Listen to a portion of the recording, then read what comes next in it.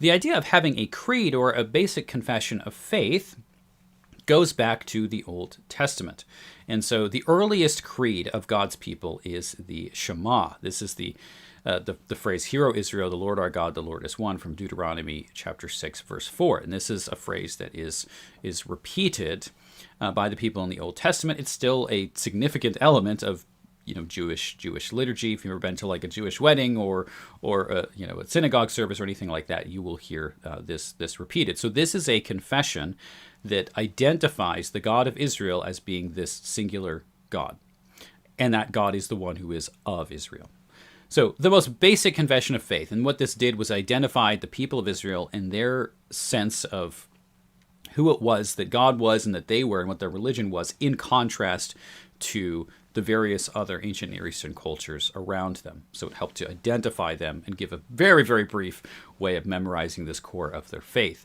Then we have a variety of creeds in the New Testament. So New Testament scholars generally believe that there are a series of these different portions of Scripture in the New Testament that are these early creeds. Oftentimes they are believed to also be perhaps hymns, but they are written in such a way, especially Paul does this, and I have 3 instances mentioned here: Philippians 2, 6-11, 1 Timothy 3:16, and 1 Corinthians 6:8. But Paul writes about them in such a way that there is an assumption that the people kind of know the things that Paul is saying, as if they've memorized these things. And they come across in a more kind of hymnic form, so as something that might be sung or memorized. There are a number of these. Philippians 2, this is the Carmen Christi talking about the humility and humiliation of Christ. 1 Timothy 3:16, this is talking about the vindication of Jesus at his resurrection. 1 Corinthians 6:8, this is actually a reworking of the Shema, where Paul inserts both the Father and the Son into the Shema. And so this is something that shows up in the Old Testament and in the New Testament itself. And there is a continuation then of what we see there in early Christian history of creating confessions of faith. We see this laid out in the writings of St. Irenaeus. St. Irenaeus is one of the earliest Christian writers who lived just past the time of the New Testament. He's just a couple people removed from the Apostle John, as he knew Polycarp, who knew the Apostle John. Now, Irenaeus was dealing with a particular group of early heretics that claimed to be following and proclaiming the true teachings of Jesus.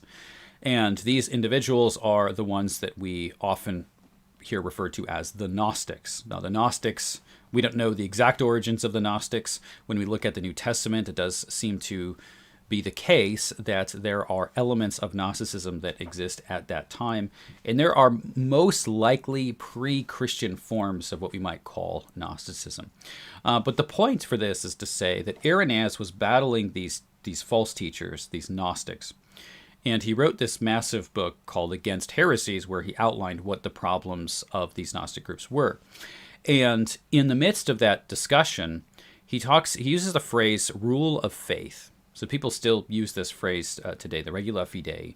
And there's a rule of faith that says that if someone goes against these basic core elements of Christianity, and someone departs from those things, we can pretty confidently say that those people are outside of the bounds of Christianity or of Christian orthodoxy.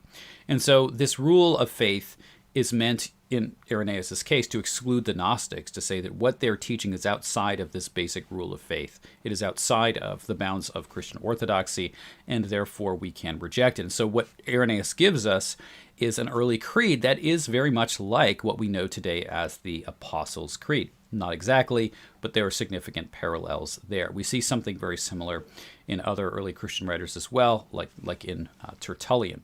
And so we see this practice of having creeds, reciting creeds, using creeds and confessions that happens all throughout the history of the church, from the Old Testament into the New Testament, and immediately following the New Testament.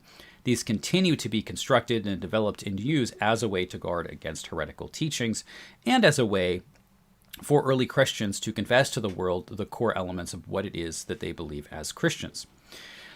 Then we have the development of something that's called the Roman Creed, the Old Roman Creed. It's first mentioned around 340 by Pope Julius, but it is likely that the Old Roman Creed has connections to what we find in St. Irenaeus. This is eventually going to develop into the Apostles' Creed. So we do have this creed that is a basic confession of faith, what Christians believe, that is recited often. It's often recited prior to baptisms. Then we have the issue of church councils that meet to address the teachings, false teachings in the church. And when churches gather together in councils, we see the first of these in Acts chapter 15, the Jerusalem Council that James oversees. There is some division over Jewish and Gentile Christians and questions of what elements of the law are Jewish or Gentile Christians obligated to obey. And so we have this early Christian council that meets in the book of Acts, in Acts chapter 15. There's a decision that is made there. But that role of a council continues past the New Testament. When heresies arise or serious questions arise, the church gathers together, meets in a council, there are discussions, there are debates, and there are decisions that are made. And out of those councils can come creeds. Primarily, we are thinking here about the Nicene Creed.